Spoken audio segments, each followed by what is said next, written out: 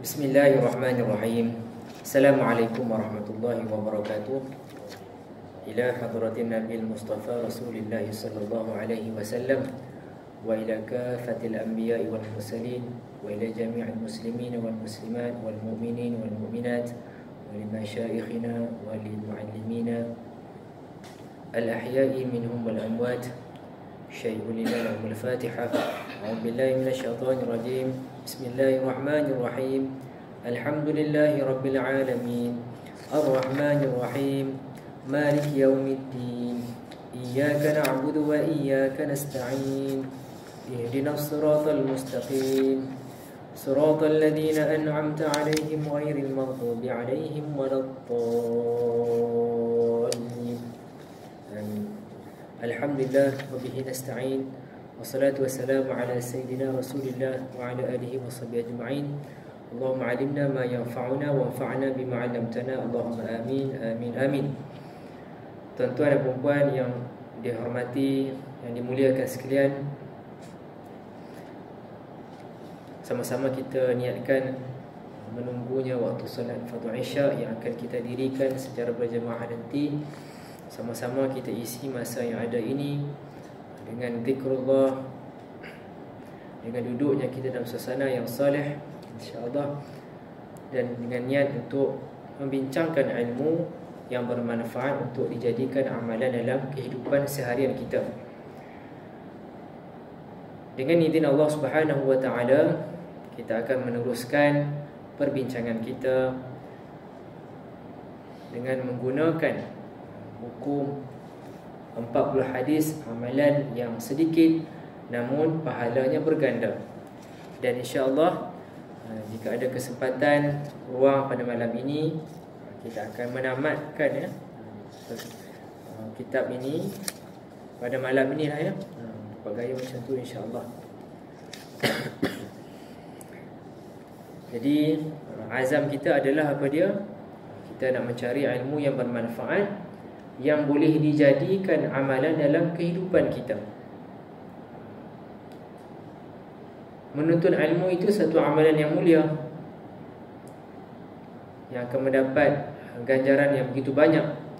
Namun kita kena faham juga, kita kena usahakan juga adalah untuk cuba dapatkan manfaat. Tuan-tuan dan puan sekalian, alhamdulillah melazimi solat berjamaah di sini kan umpamanya. Kalau surau ni ada buat kuliah umpamanya seminggu ada 4 kali. Dalam seminggu tu 4 kali kita datang. Dan setiap kuliah itu paling tidak kita nak cuba ambil satu intipati ilmu yang kita nak amalkan dalam kehidupan seharian kita. Jadi bayangkan kalau dalam masa sebulan paling tidak kita dapat 16 benda yang kita boleh amalkan dalam kehidupan seharian. Jadi itulah ya keindahan ilmu yang mana guru-guru kita mengajarkan bukan sekadar kita bersemangat nak membanyakkan ilmu sahaja, tetapi kita kena ada niat dan azam untuk mengamalkan ilmu itu.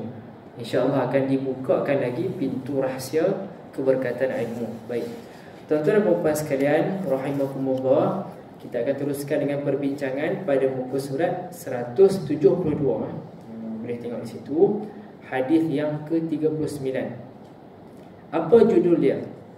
Tajuknya menyatakan tasbih dan tahmid yang dibaca sebanyak 3 kali selepas solat subuh ya, tasbih dan tahmid.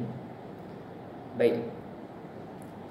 An Ibn Abbas an Juwairiyah radhiyallahu anhuma. Ya, nampak di situ kan dalam apa nama doa yang ditulis di situ kan, radhiyallahu anhuma. Bermaksud kita mendoakan agar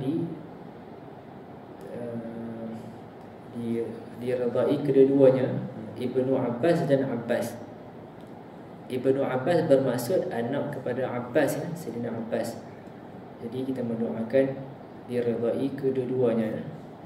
Anna an-nabiy sallallahu alaihi wasallam kharaja min 'indiha bukratan hina صلى الصبح وهي في مسجدها ثم رجع بعد أن أضحى وهي جالسة فقال صلى الله عليه وسلم ما زلت على الحال التي فارقتك عليها؟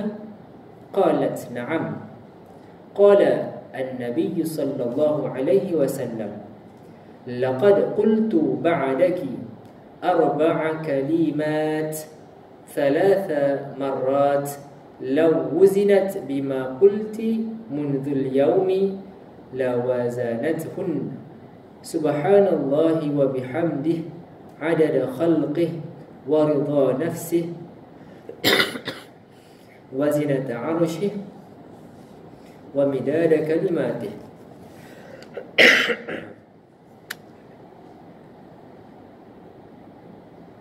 Baik, itu dia punya teks hadis dalam bahasa Arab dia. Jadi dalam kalangan jemaah sekarang ada ikut kan pengajian bahasa Arab kan di sini, boleh dikaitkan lah ilmu-ilmu asas bahasa Arab. Banyak di sini yang dapat kita lihat ya. Okey, baik. Apa terjemahan hadis ini? Daripada Sayyidina Ibnu Abbas radhiyallahu anhuma.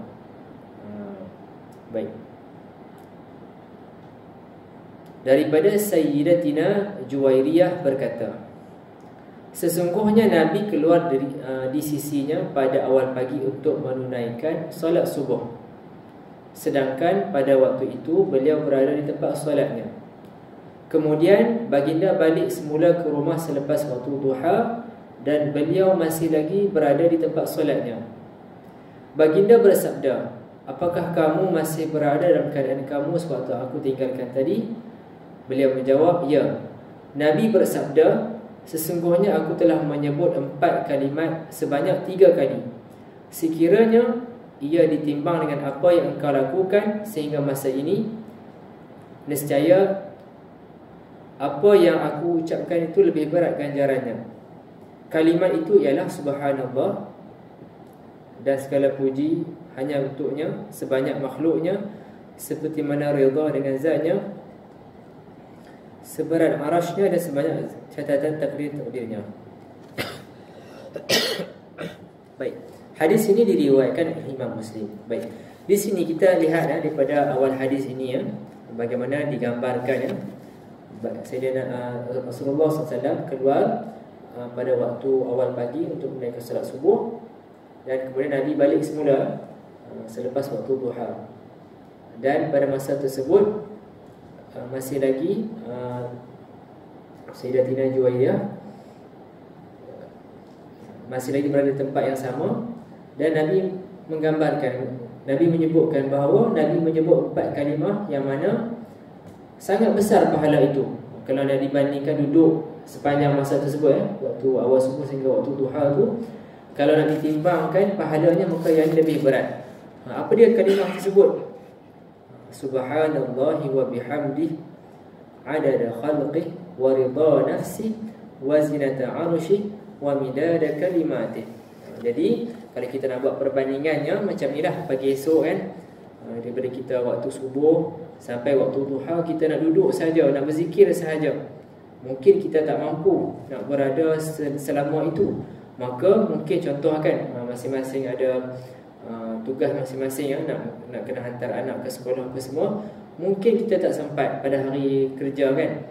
Maka ini adalah zikir yang boleh kita ambil, kita boleh buat, yang mana kita baca 4 kalimah ini 3 kali, dan insya-Allah pahalanya lebih besar daripada kita duduk selama daripada waktu subuh sampai waktu duha. Besarnya pahala tersebut. Apa dia? Subhanallahi wa bihamdihi adada khalqih wa ridha nafsi wa zinata arshi wa midada kalimati. Jadi kita lihat di sini kita bertasbih kepada Allah hanya untuknya adada khalqih, sebanyak mana? Sebanyak makhluknya. Makhluk Allah Subhanahu Wa Taala memang tak terhitung lah, dalam kalangan malaikat, dalam kalangan jin, dalam kalangan manusia memang sangat banyak. Kemudian sebagaimana yang Allah Ta'ala redha. Kemudian seberat arasy-nya. Masya-Allah arasy kita tak dapat nak secara fizikalnya kita tak dapat nak gambarkan. Tetapi sangat besar ciptaan Allah Subhanahu Wa Taala dan sebanyak catatan takdir-takdirnya. Okey. Jadi tak payah fikir panjang. Ingat benda ni, 4 kalimah ni, insya-Allah lepas solat subuh sama-sama kita baca 3 kali. Kan? Sambil-sambil kita tengah bergerak nak balik ke rumah ke, selepas kita dah solat subuh semua tu, sebelum kita siapkan anak-anak nak pergi ke sekolah, maka baca tasbih ni. Subhanallahi wa bihamdihi adada khalqihi wa ridha nafsi wa zinata arshi wa midada kalimati. Masya-Allah Jadi tuan-tuan dan puan sekalian, kita buat ni pada masa yang sama, kita niatkan kita nak amalkan apa yang Nabi ajarkan kepada kita dengan perasaan mahabbah kepada Sayyidina Muhammad sallallahu alaihi wasallam. Ya, kita nak ikut ajaran Nabi, mudah-mudahan nanti di sana nanti Nabi akan memberikan syafaat kepada kita. Subhanallahi wa bihamdi adada khalqih wa ridha nafsi wa zinata arshi wa midada kalimati. Ya, ingat 4 kalimah ni insya-Allah kita jadikan bacaan kita selepas solat subuh. Paling tidak pun esok buat sekali lah, buat sekali. Kalau bagus tiap-tiap hari kan, paling tidak esok sekali lah kita buat. Kita nak mengambil keberkatan ilmu yang kita belajar malam ni, kita terus nak beramal pada pagi esok. Okay. Jadi waktu pagi ni adalah waktu yang besar dia punya keberkatan. Kerana apa? Ada dalil menyebutkan Nabi mendoakan keberkatan umatnya pada waktu awal pagi. Jadi waktu ni kita kena rebut betul-betul ya. Kan dalam masyarakat kita kan, orang tua-tua, orang lama-lama beritahu tak bagi tidur lepas subuh, betul tak? Jadi ada hikmah di sebaliknya. Melainkanlah kalau kita betul-betul penat kan, kalau memang ada keperluan untuk tidur, tidak ada masalah. Bukan maksudnya tidur lepas subuh tu satu haram yang mutlak, tidak. Namun di sana adalah hikmahnya untuk kita merebut keberkatan yang Nabi telah doakan. Bayangkan doa yang dilafazkan oleh sebaik-baik ciptaan Allah, kekasih Allah, imam bagi para rasul. Masya-Allah, doa yang sangat hebat. Jadi kita rebut peluang keberkatan selepas subuh. Jangan kita tidur dan bazirkan dengan benda-benda yang tidak sepatutnya. Dan kita lihat ya, dalam kalangan pengkaji dan motivator barat sekalipun, mereka melihat perkara ini dari sudut menggunakan ataupun optimizekan waktu pagi. Bahkan ada dalam kalangan motivator ataupun penulis yang mencadangkan mulanya waktu mereka itu pada pukul 5 pagi. Dia ada waktu dia bersendirian untuk recharge spiritual dia dan sebagainya. Kita sebenarnya dah ada benda itu. Bagaimana Islam mengajarkan pada akhir malam itu adalah waktu yang sangat mustajab untuk kita berdoa kepada Allah Subhanahu Wa Taala. Jadi nampak tak dia punya titik temu tu? Kita sangat beruntung sebab Islam dah mengajarkan perkara ini. Dan kita makin celik mata lah. Kita ni memang dah ada panduan daripada dalil-dalil daripada ulama. Kemudian pengkaji barat pun menemui benda yang ke arah sedemikian, nak mendapatkan keberkatan pada waktu pagi. Jadi insya-Allah esok sama-sama kita boleh amalkan ya. Subhanallahi wa bihamdi adada khalqi wa ridha nafsi wa zinata arshi wa midada kalimatihi. Jadi sangat banyaklah benda ni ya. Sebanyak bilangan makhluk Allah, seberat arasy Allah Subhanahu wa taala. Baik. Itu dia. Baik. Itu adalah hadis yang ke-39. Baik. Yang seterusnya adalah hadis yang ke-40 pada halaman 175. Iaitu apa dia? Membaca tasbih sebanyak 33 kali, tahmid 33 kali, takbir 33 kali dan tahlil sekali selepas setiap kali solat fardu. Jadi semua sekali berapa? Matematik. 33 Ya, muka surat. Muka surat 175. Ya.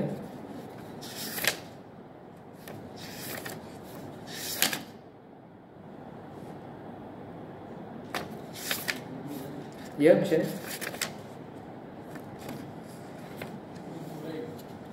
Lain. Tajuk dia membaca tasbih 33 kali. Okey. Rujuk yang tu membaca tasbih 33 kali ya. Mungkin ada ya. Okey. Saya punya dia tulis 175. Okey. Tapi rujuk yang tajuk dia tu membaca tasbih 33 kali, tahmid 33 kali dan takbir 33 kali. Jumpa tak? Ya, kita baca, kita tengok yang tu kan. Okey. Jadi ini adalah zikir sebanyak 100 kali selepas tiap kita solat. Jadi ini kira macam tiang kita lah. Tiap-tiap hari ini adalah tiang pasak kita, milestone kita. Setiap hari 5 milestone ni, 5 tiang ni yang kita kena berpegang. Solat fardu kita ni 5 kali sehari semalam ya. Jadi ini adalah amalan yang boleh kita buat juga, iaitu zikir 100 kali dah. Maksud kata 33 tambah satu lagi, jadi 100. Jadi sebab itulah kalau kita perasan ya, tasbih yang ada biasa ada tu, dia disusun 33 dan 33. Dia mengambil semangat intipati daripada hadis ini ya. Okey. Baik.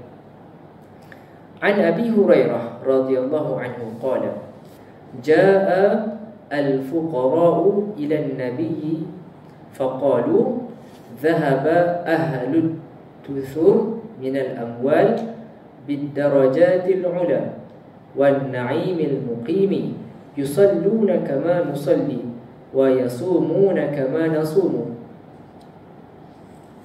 wa lahum fadlun min amwal yahujjuna biha wa ya'tamirun wa yujahidun wa yatasaddaqun. Qala sallallahu alaihi wasallam ala uhaddithukum bi amrin in akhadhtum bihi adraktum man sabaqakum wa lam yudrikkum ahadun ba'dakum wa kuntum khayra man antum baina dhahranayhi illa man 'amila mithlahu tusabbihuna wa tahmaduna wa tukabbiruna khalfa kulli salatin 33. Hadis yang diriwayatkan oleh Al-Imam Al-Bukhari rahimahullah ta'ala daripada Sayyidina Abu Hurairah radhiyallahu anha berkata, sekumpulan golongan sahabat yang fakir menemui Nabi lalu berkata. Okey. Jadi sebelum ni kita pernah bincang kan, apakah maksud fakir? Apa beza fakir dengan miskin? Kedua-duanya adalah golongan asnaf. Kan ada golongan asnaf zakat yang menerima zakat. Okay. Ada fakir dengan ada miskin. Okay. Fakir dengan miskin ni yang mana lebih teruji? Yang mana lagi sempit hidupnya? Fakir ya? Fakir. Okay. Kita buat dalam contoh pada hari ini. Contoh pada hari ini macam mana? Sekali makan untuk orang biasa dapat kenyang berapa?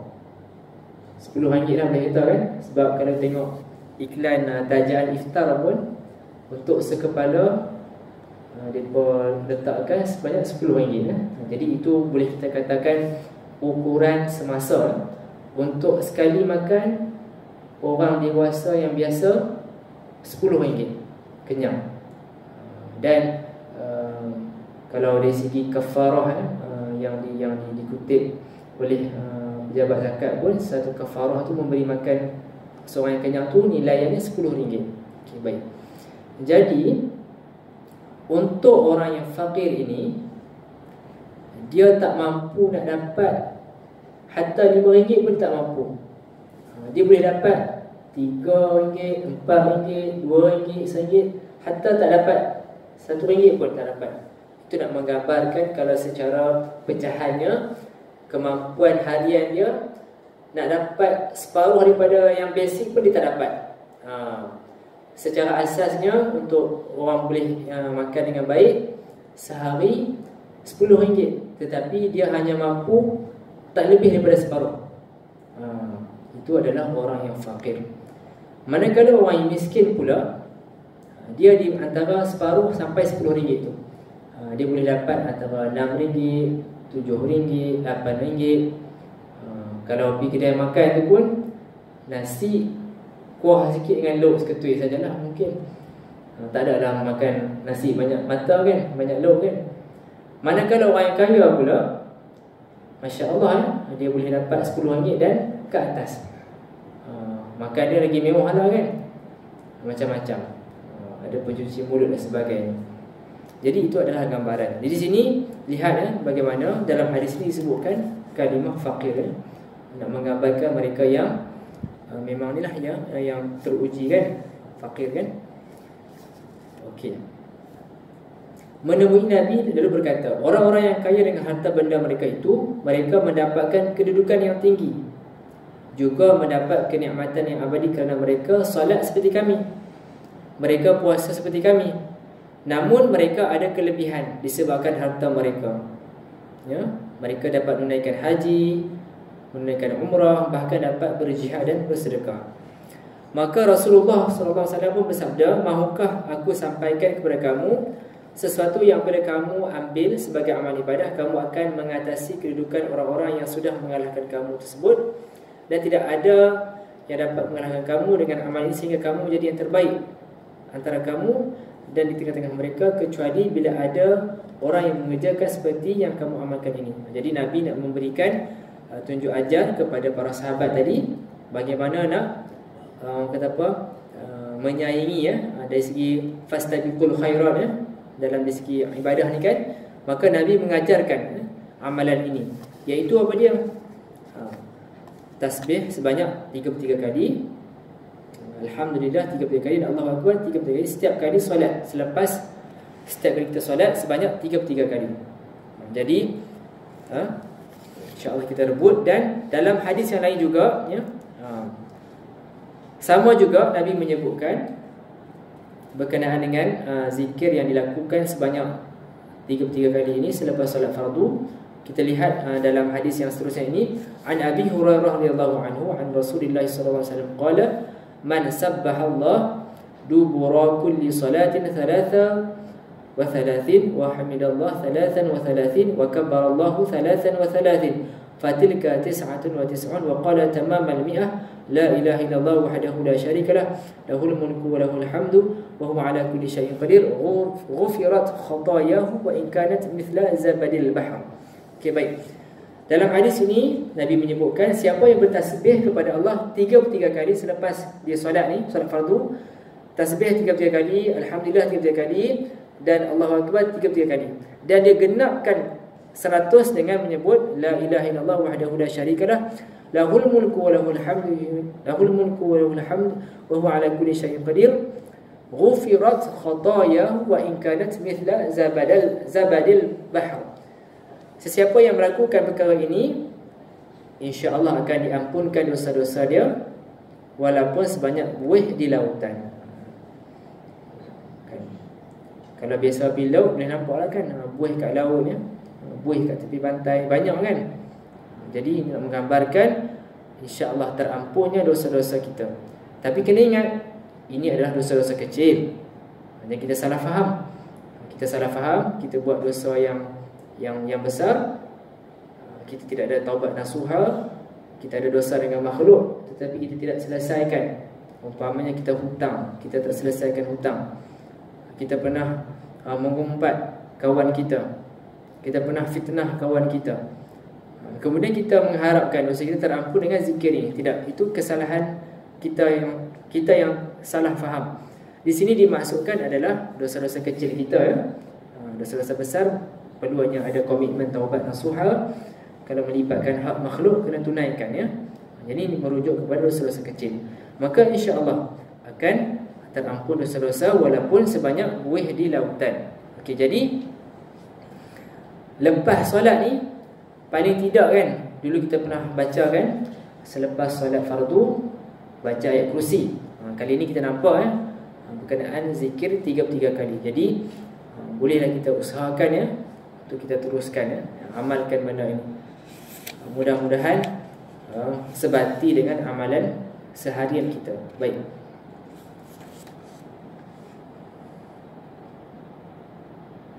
Okey, baik, alhamdulillah kita dah selesai hadis yang ke-40.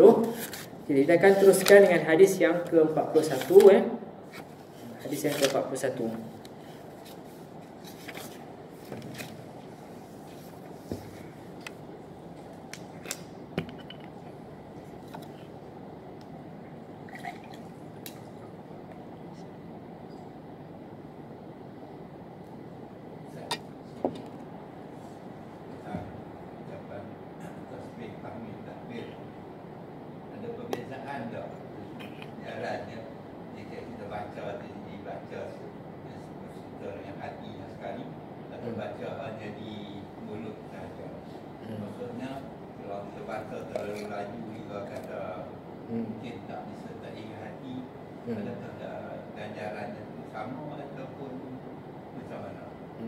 Subhanallah, soalan yang sangat baik. Sememangnya darajat pahala itu berbeza-beza lah. Seumpamanya kita pada malam ni semua orang duduk dalam surau ni, tempat yang sama, okay. Tapi pahala kita masing-masing berbeza-beza. Ada orang yang duduk di sini dengan banyak niat dia, niat baik dia banyak. Macam tadi pada awal majlis tadi kita dah ingatkan kan, kita duduk saja di sini bukan sekadar nak isi masa lapang tak. Kita duduk sini dengan niat apa dia? Saat lagi ni waktu Isyak nanti kita nak solat berjemaah, maka insya-Allah kita akan mendapat pahala menantikan solat fardu Isyak tersebut. Kemudian apa dia lagi? Kita niatkan duduk di sini majlis ilmu, dapat pahala sebab dalam hadis yang lain disebutkan ya, para malaikat akan menyertai majlis-majlis zikir, mendapat rahmat. Kemudian kita niatkan juga kita terpelihara daripada benda-benda yang tak sepatutnya. Mungkin waktu sekarang ni kalau kita pergi tempat lain, mungkin kita terdedah kepada benda-benda yang sia-sia. Okey, baik. Jadi di sini saya nak menggambarkan bahawa secara asasnya pahala memang berbeza-beza dan mengikut kadar keikhlasan dan kejernihan jiwa kita lah, insya-Allah. Okey, baik. Sama juga berkenaan dengan solat berjemaah. Dalam dalil menyebutkan kita akan mendapat 27 kali ganda. Bukan maksud kata semua yang main solat ini akan dapat 27 pahala sahaja, tak. Masing-masing pahala masing-masing berbeza-beza, tetapi gandaan itu digandakan 27. Baik, kita kembalikan kepada pertanyaan tadi. Sememangnya ada perbezaan pahala yang Allah Ta'ala kurniakan. Kalau kita nak bandingkan secara zikir biasa, zikir yang paling asas. Tapi jangan risau, walaupun zikir yang paling asas pun kita sebut dengan lidah, hati mungkin tak berapa khusyuk, tak apa. Itu satu permulaan yang sangat baik dah, akan dapat pahala juga, kan? Dan sedikit sebanyak kita usaha untuk tingkatkan kualiti zikir tersebut. Semasa kita menyebut subhanallah, kita faham maksudnya kita memuji kebesaran Allah Subhanahu Wa Taala. Jiwa kita tertumpu kepada kebesaran, keagungan Allah Subhanahu Wa Taala. Maksud kata kita zikir ni bukan sekadar lidah saja, hati kita pun, fikiran kita pun berzikir juga kepada Allah Subhanahu Wa Taala. Jadi untuk menjawab persoalan tadi, sememangnya ada perbezaan di segi darajat pahalanya.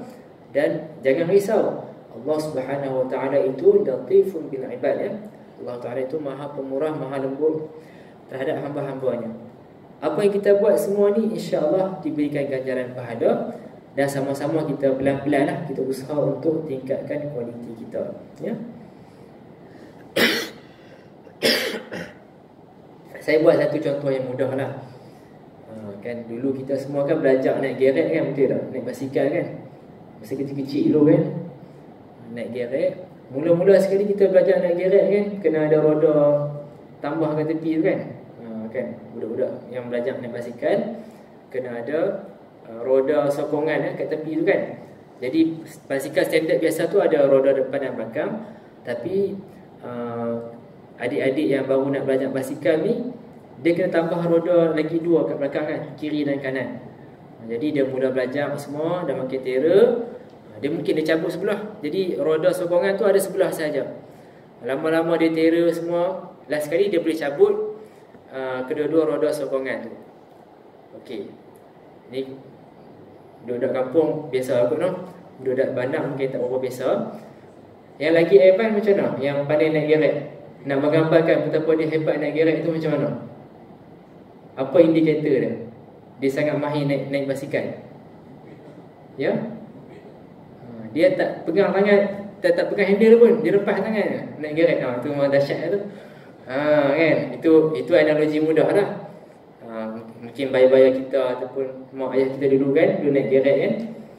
Itu nampak dia punya perkembangan dia. Kita tak boleh paksa adik kecil tu, dia semangat naik gerek ni.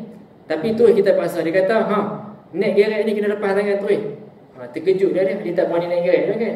Jadi nampak dia punya perkembangan tu, daripada kena ada roda sokongan, lama-lama dia sangat confident dan macam-macam dia boleh buat. Sama juga orang yang memandu kenderaan. Daripada awal dia mula belajar kan dengan guru dia kan, dia menjalani ujian JPJ apa semua kan. Jadi nampak kan. Jadi untuk kembali kepada soalan tadi, insya-Allah sama-sama kita usahakan dan kita tingkatkan kualiti kita. Sama juga solat kita. Solat kita pada usia kita 15 tahun, insya-Allah akan ada bezanya dengan solat kita pada usia 20 tahun. Sebab kita semakin memahami kehidupan kita. Jadi sebenarnya apa yang kita alami dalam kehidupan kita, yang kita dah belajar semua ni, supaya kita boleh kaitkan untuk kita tingkatkan khusyuk kita kepada Allah Subhanahu Wa Taala. Umpamanya dengan kita menghadiri kelas-kelas bahasa Arab contohnya kan, kita dapat memahami bacaan-bacaan yang kita baca dalam solat. Kan? Kalau ada ayat berkenaan dengan azab Allah Subhanahu Wa Taala. Sebab itu kalau orang imam yang memahami bacaan itu dan dia khusyuk, dia akan menangis pada waktu tersebut sebab dia gerun dengan azab yang dinyatakan oleh Allah Subhanahu Wa Taala. Kan? Baik. Okey, kita teruskan hadis yang ke-41 membaca la haula wala quwwata illa billah. An Abi Musa radhiyallahu anhu. Lihat di sini kan, dalam bahasa Arab ada beza Abu, Aba dan Abi.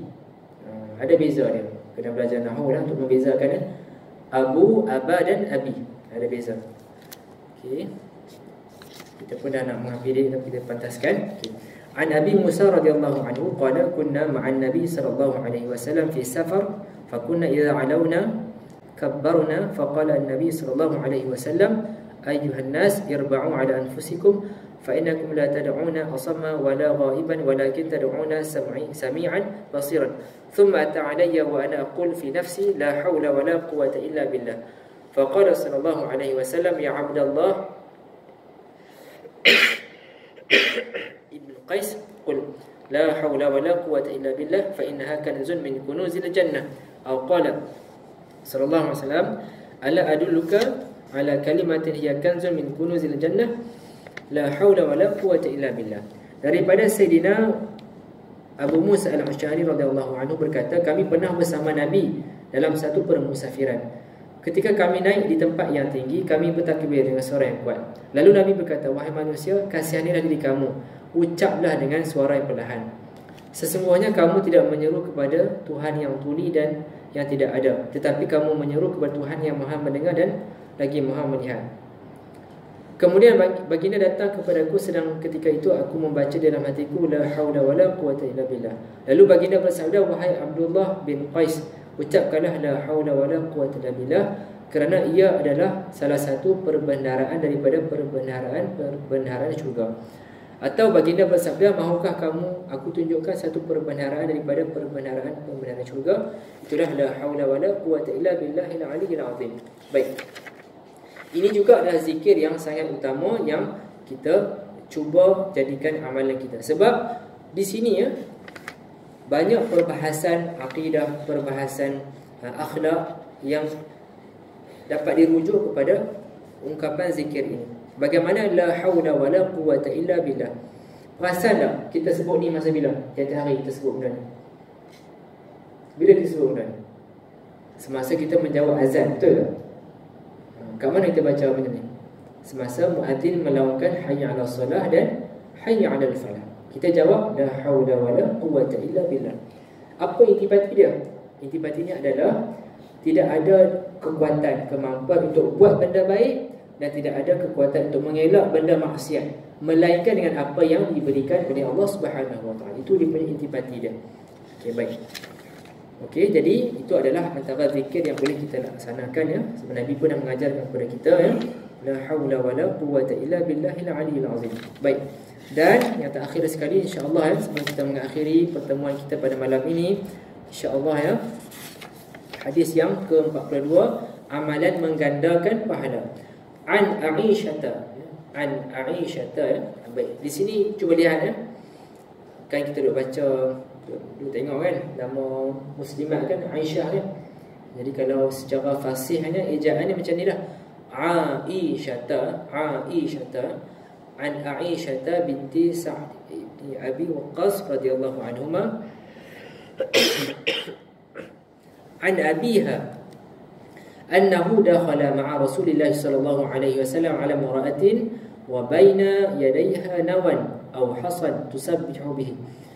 Faqala sallallahu alaihi wasallam ukhbiruki bima huwa aysaru alayki min hadha aw afdal. Quli subhanallahi adada ma khalaqa fis sama' wa subhanallahi adada ma khalaqa fil ardi wa subhanallahi adada ma baina dhalik wa subhanallahi adada ma huwa khaliq wallahu akbar mithlu dhalik walhamdulillahi mithlu dhalik wa la ilaha illa Allah mithlu dhalik wa la hawla wa la quwwata illa billah mithla dhalik.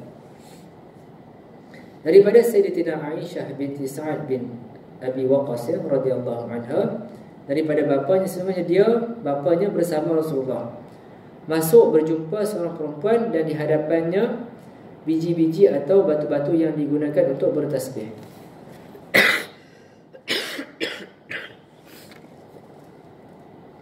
Lalu Nabi menyatakan, mahukah kamu aku beritahu tentang sesuatu yang lebih mudah kepada kamu atau yang lebih baik?